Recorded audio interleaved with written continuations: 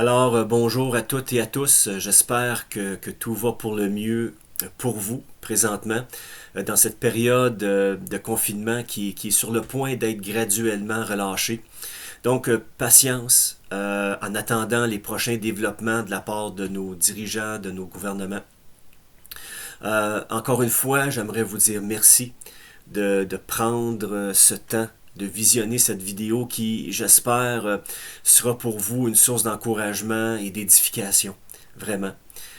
Aujourd'hui, j'aimerais vraiment partager avec vous sur l'importance de prioriser, de cultiver nos temps d'intimité avec Jésus. Donc, la priorité de nos priorités devrait être de cultiver notre intimité avec notre Père Céleste, notre intimité avec Jésus. Dans Marc, le chapitre 6, le verset 31, Jésus leur dit « Venez à l'écart, dans un lieu désert, et reposez-vous un peu, car il y avait beaucoup d'allants et de venants, et ils n'avaient même pas le temps de manger, nous dit l'évangile de Marc. » Dans l'évangile de Luc, au chapitre 9, le verset 10, ça nous est dit « Les apôtres étant de retour racontèrent à Jésus tout ce qu'ils avaient fait. Et Jésus les prit à part avec lui et se retira à l'écart justement pour avoir ce temps de partage avec eux. Et c'est ce que Dieu désire, de partager avec nous, de partager son cœur, et que nous, en retour, nous puissions ouvrir notre cœur et le partager avec le sien. Aujourd'hui, plus que jamais, nous vivons dans une époque absolument hallucinante où les fardeaux, les distractions, les surcharges de travail, les inquiétudes, les épreuves de la vie veulent venir constamment voler la chose la plus importante de notre vie, c'est-à-dire notre intimité avec Dieu. Donc nous devons la protéger comme un objet, comme l'objet le plus précieux dans cet univers. Nous devons protéger et garder notre relation avec Dieu comme la chose la plus précieuse. Donc nous le voyons clairement dans le livre de la Genèse, quand il a créé Adam et Ève. Donc Dieu ne les a pas créés pour les voir une fois de temps en temps. Dieu désirait fortement partager son cœur avec eux, partager toute sa création et donner à l'homme ce privilège d'assujettir toute chose. Donc je crois que ce genre de communion privilégiée, cette intimité avec Dieu, a provoqué la jalousie de l'ennemi, de Satan, qui est venu conspirer pour la détruire cette relation-là que l'homme avait avec Dieu, qui était privilégiée. Mais en tout et partout, que la gloire soit rendue à Dieu, notre Père Céleste, qui a envoyé son Fils Jésus se réapproprier les privilèges qu'Adam et Ève avaient perdus dans le Jardin d'Éden, dans leur désobéissance. Cette intimité, ça concerne la partie la plus profonde de notre être. Être intime avec un ami, c'est lui être étroitement uni dans une relation de cœur à cœur. L'intimité, c'est un privilège pour des confidences, pour une communion profonde dans les deux sens, de deux personnes qui aiment vraiment être ensemble. C'est un temps mis à part, dans un lieu à part, à l'écart des distractions, pour se concentrer sur l'objet de toute notre affection, c'est-à-dire Jésus-Christ. Le mot hébreu utilisé dans le passage d'Ésaïe, le chapitre 41, le verset 8, et ça concerne la relation qu'Abraham entretenait avec Dieu. Et je cite ici, « Abraham que j'ai aimé ». A pour signification, ce mot hébreu-là, affection, intimité. Dans Jacques chapitre 2, le verset 23, c'est écrit « Ainsi c'est réalisé ce que dit l'Écriture. Abraham eut confiance en Dieu, et Dieu le considéra comme juste en tenant compte de sa foi, et Dieu l'appela son ami. » Et le mot ami ici, c'est philos, qui signifie tout simplement quelqu'un de cher, un associé intime. Et c'est ce genre de relation qu'Abraham vivait avec Dieu, au point d'être appelé son ami. Donc les deux termes ici viennent sous-entendre une intimité profonde qui était réciproque. Dans Jean, le chapitre 13, le verset 23, ça nous est dit, l'un d'entre eux, et ça parle ici de l'apôtre Jean, l'un d'entre eux, le disciple que Jésus aimait, et le mot aimait, c'est agapao, qui veut dire préféré, et se trouvait à table à côté de Jésus, la tête appuyée sur lui. L'apôtre Jean a vécu une relation qui semble vraiment privilégiée avec Jésus. Il a reçu des paroles et de grandes révélations de sa part. Il a écrit l'évangile de Jean. Il a écrit les 3 épîtres, c'est-à-dire la première, la deuxième, la troisième épître de Jean. Et il a écrit aussi l'Apocalypse. L'Apocalypse, après avoir reçu sur l'île de Patmos cette grande révélation-là, qui vient compléter la Bible que nous avons en main aujourd'hui. Prenons-nous le temps, et la question que je nous pose à tous, prenons-nous le temps réellement et vraiment de cultiver notre intimité avec Jésus. Le peuple d'Israël avait des contacts avec Dieu à travers la loi de Moïse. Les rois, les sacrificateurs et le peuple rentraient dans un contact, mais que je dirais superficiel avec Dieu. Seuls les sacrificateurs entraient en communion avec Dieu une fois par année. Et je crois qu'aujourd'hui, nous avons le privilège, au travers Jésus-Christ, d'entrer chaque jour en communion, une communion intime, intense avec Jésus. David, qui était encore un simple berger, un homme selon le cœur de Dieu, avait réussi à aller un peu plus loin que le lieu saint des saints. David avait cultivé avec Dieu, avec l'Éternel, une intimité profonde. Et ça, je trouve ça absolument merveilleux. C'est aussi dans cette dimension d'intimité qu'Enoch, dans la livre de la Genèse, marcha avec Dieu. Et Dieu le prit avec lui. Donc, Enoch, lui aussi, était devenu un ami intime du Dieu très saint. Enoch aussi symbolisait d'avance l'épouse, l'Église de Jésus-Christ et de son enlèvement. Et je crois que Jésus s'apprête à revenir et chercher une Église, c'est-à-dire des membres de ceux qui la composent, cette Église-là, qui sont unis avec lui dans une intimité profonde. Ailleurs, dans la Bible, nous découvrons qu'il y a une certaine intimité quand Dieu adresse sa parole à ses prophètes. Il leur révèle des choses cachées à l'intelligence humaine. Donc, les qualités d'un prophète de Dieu étaient sa disponibilité, sa sensibilité et son intégrité, mais c'est surtout sa relation intime avec Dieu. Et il se tenait auprès de lui en écoutant attentivement pour recevoir ses confidences et ses instructions. Le prophète Habakkuk, au chapitre 2, le verset 1, a écrit « Moi, je veux rester à mon poste de garde. Je resterai debout sur le mur de défense. J'attendrai pour savoir ce que Dieu me dira. » Cependant, Jésus demeure notre modèle par excellence de ce que devrait être notre intimité avec notre Père céleste, malgré que Jésus ait été l'être le plus occupé sur cette terre. Il priorisait son temps passé avec son Père sans négliger le reste. C'était pour lui quelque chose d'absolument essentiel et vital. Et ça doit être pour nous aussi. Notre communion avec Dieu, c'est la bougie d'allumage qui nous donne la vie, la direction et la puissance d'accomplir la volonté de notre Père céleste. Quand Jésus, dans Matthieu, le chapitre 14 et le verset 23, ça nous est dit, quand Jésus eut renvoyé la foule, il monta sur la montagne pour prier à l'écart. Et comme le soir était venu, il était là seul avec son Père, en train de chercher sa volonté. Il a écrit, justement pour corroborer tout ça, pour venir confirmer cela dans Jean chapitre 8, verset 28, et c'est Jésus qui le dit, vous connaîtrez que je ne fais rien de ma propre initiative, mais que je transmets ce que le Père m'a enseigné. Donc Jésus ne faisait rien dans sa vie et dans son ministère sans avoir reçu l'inspiration et la direction de son Père. Jésus recherchait des périodes d'intimité journalière avec son Père, seul avec lui. C'est dans ces moments-là qu'il recevait de lui ce qu'il devait faire, comme j'ai dit précédemment. L'intimité avec Dieu nous rend sensibles à sa parole, à ses sentiments, à ses désirs, à sa volonté, à son cœur et à ce qu'il désire de nous et pour nous.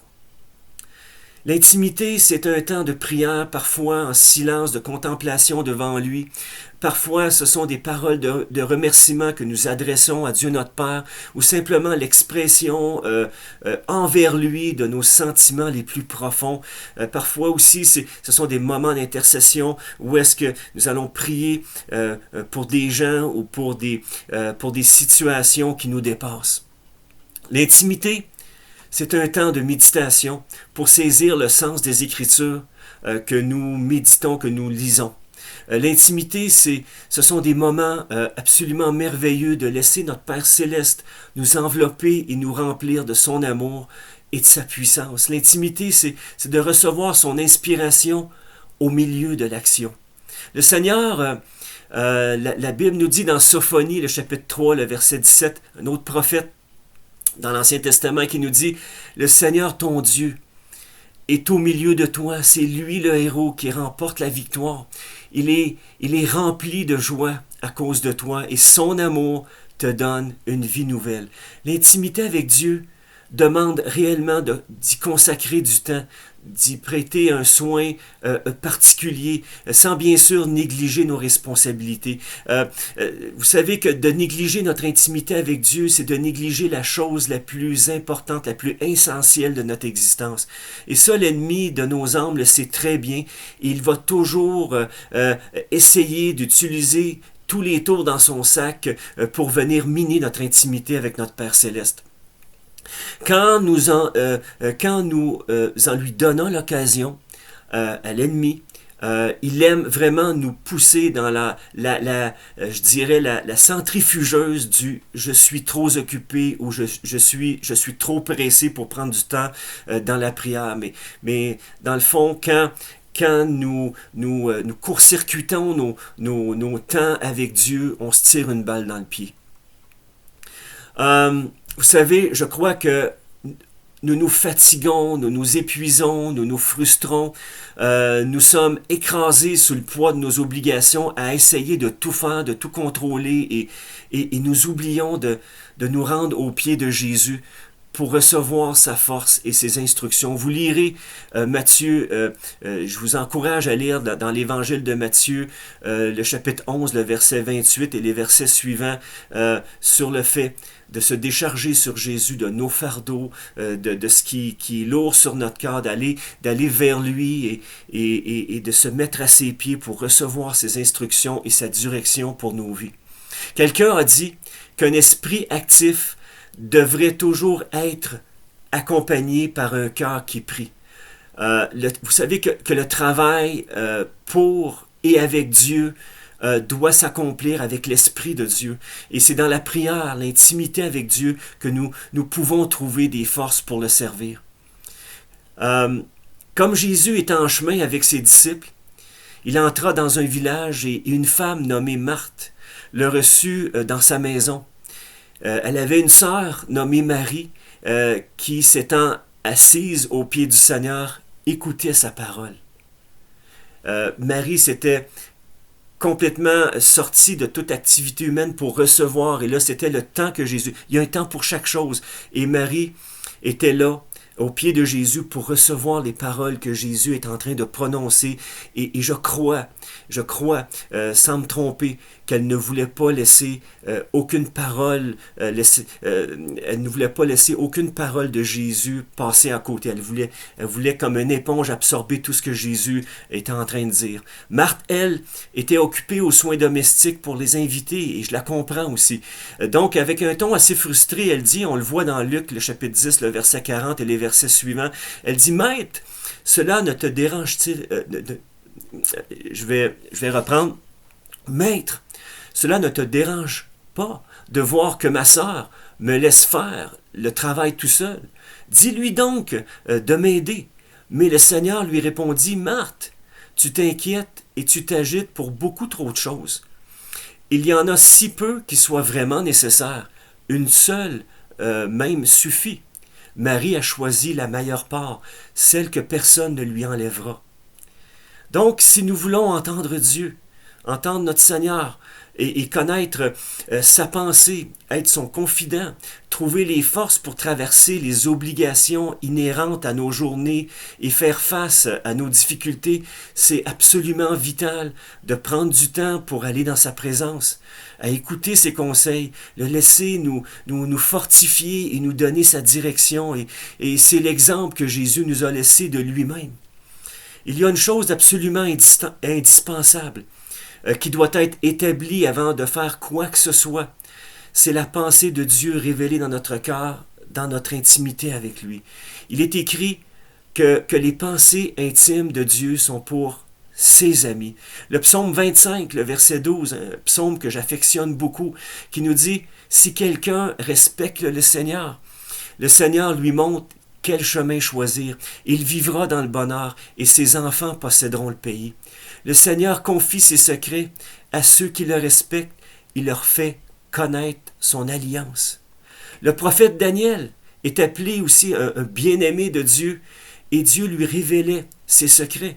Daniel, dans le livre de Daniel, dans l'Ancien Testament, un autre prophète, dans le livre de Daniel, au chapitre 2, le verset 19, c'est écrit « Alors le secret fut révélé à Daniel dans une vision pendant la nuit, et Daniel bénit le Dieu des cieux. » Jésus dit que ses disciples étaient ses amis pour leur faire connaître certaines choses venant du cœur du Père. Dans Jean, le chapitre 15 et le verset 15, c'est écrit, c'est Jésus qui parle ici. Il dit « Je ne vous appelle plus serviteur, parce que le serviteur ne sait pas ce que fait son maître, mais je vous ai appelé ami, parce que je vous ai fait connaître tout ce que j'ai appris de mon Père. » Donc, je reviens encore sur le fait que Jésus passait beaucoup de temps dans l'intimité avec son Père et passait beaucoup de temps dans l'intimité avec ses disciples pour leur faire connaître ce que le Père lui disait. Parfois, Jésus passait des nuits entières et c'est dans ces moments-là qu'il recevait ses confidences et ses instructions. Et dans Luc, l'évangile de Luc au chapitre 12, le verset 13, ça nous est dit, en ces temps-là, Jésus se rendit sur la montagne pour prier et il passait toute la nuit à prier. Quand le jour parut, il appela ses disciples et il en choisit 12 auxquels il leur donna le nom d'apôtres. On le voit dans l'évangile de Luc au chapitre 12, verset 13. Donc, essayons de nous imaginer un peu ce moment très particulier où Jésus s'entretient avec son Père sur le choix de ses disciples. Ce que je décode dans tout ça, ce que je vois, ce que je réalise, c'est que ce n'est pas une action sporadique entre lui et son Père, le fait de passer du temps. Mais pour Jésus, c'est la première priorité afin de faire les bons choix, afin de s'assurer de faire la volonté de son Père. Et nous, qui ne sommes pas plus grands que notre Maître, nous devons faire la même chose aussi, prendre exemple sur Jésus. Donc la communion de Jésus avec son Père était sa nourriture journalière, tout comme ça doit être notre nourriture, de se nourrir de sa volonté, se nourrir de sa présence dans la prière, dans une communion intime, dans la lecture de la parole, afin de décoder et de recevoir les instructions de Dieu pour notre journée, pour notre semaine, pour la destinée qu'il a pour nous. Laissons le Saint-Esprit nous attirer vers notre Père céleste par un désir de plus en plus grand de sa présence dans nos vies, dans un vrai sentiment d'affection envers lui, l'aimer pour lui-même, pour ce qu'il est. Oswald Chambers, une citation que j'aime beaucoup, a dit « Il est impossible à un croyant, quelle que soit son expérience, de garder une relation profonde avec Dieu s'il ne prend pas la peine de passer du temps avec lui. Passer beaucoup de temps avec lui, et le reste ne sera jamais négligé. Nos obligations ne seront jamais négligées. Au contraire, nous allons accomplir vraiment ce que Dieu désire que nous fassions et que nous soyons dans toute notre vie. Donc, nous recevons la force d'accomplir toute sa volonté. Donc, c'est le seul moyen d'accomplir les œuvres de la foi qui ont été préparées d'avance pour nous. Vous lirez Éphésiens, le chapitre 2 et le verset 10, que Dieu nous a créé, que Dieu a préparé d'avance des œuvres pour nous afin que nous puissions les accomplir. Sinon, ça devient des œuvres charnelles accomplies avec des motifs égoïstes. qui ne passeront jamais l'épreuve du feu. J'aimerais conclure avec vous avec ces quelques paroles. L'intimité avec Dieu est notre source de paix. Par notre communion avec lui, une communion intime, donc plus nos vies, plus nous serons intimes avec lui et plus nos vies seront paisiblement puissantes. Avez-vous déjà remarqué que nous avons tous tendance à ressembler aux personnes que nous fréquentons régulièrement et à nous comporter comme elles? Donc, je vous le dis, si nous passons du temps avec Jésus dans l'intimité, nous finirons par lui ressembler de plus en plus. Et ce processus de ressemblance à Jésus-Christ, c'est quelque chose qui se bâtit d'une façon journalière et que Dieu produit en nous d'une façon journalière. Donc, dans la réalité des faits, et soyons honnêtes aujourd'hui, passons-nous beaucoup de temps avec lui. En Jésus, de par notre relation avec lui, nous sommes changés par la vérité. Jésus a dit de lui-même qu'il était le chemin, la vérité et la vie. Donc n'ayons pas peur de se laisser transformer, craignons plutôt de rester stagnants dans notre croissance spirituelle. Quand nous devenons des intimes de Dieu, alors on peut parler de ce que nous avons connu et expérimenté avec lui. Notre témoignage devient vivant. Ce témoignage-là devient puissant. Il devient une attestation de l'existence et de la présence de Dieu dans nos vies, qui devient témoignage puissant pour les gens qui nous entourent. Et je vous dis, dans les moments où nous vivons présentement, les gens ont bien besoin de voir Jésus transparaître au travers de nos vies. En découvrant la réalité d'une relation personnelle et harmonieuse avec Jésus-Christ, nous découvrons cette plénitude dans notre existence. J'aimerais terminer avec ce verset avec vous. Dans 2 Pierre, le chapitre 1 et le verset 3, ça nous est dit, par sa divine puissance, le Seigneur nous a donné tout ce qui nous est nécessaire pour vivre dans l'attachement à Dieu. C'est-à-dire dans la piété, un attachement profond avec Dieu. Il nous a fait connaître celui qui nous a appelés à participer à sa propre gloire et à son œuvre merveilleuse, c'est-à-dire Jésus-Christ. Ce que je vous souhaite pour aujourd'hui, pour cette semaine, pour les prochains temps jusqu'à son retour, c'est de prendre soin, c'est de cultiver votre relation avec Jésus-Christ pour que vous soyez de plus en plus comme lui. Alors, je vous souhaite une très bonne semaine et à la prochaine et au prochain clip vidéo. Je vous invite à rester en contact, non seulement dans votre relation avec Dieu, mais les uns avec les autres. Et puis, attendons les prochaines directives de notre gouvernement en ce qui concerne le déconfinement. Donc, je vous dis, j'ai hâte de vous revoir. J'ai vraiment hâte de prendre du temps avec vous, que nous puissions recommencer nos réunions ici à l'Église Bonne Nouvelle. Donc, soyez bénis et passez une très belle semaine.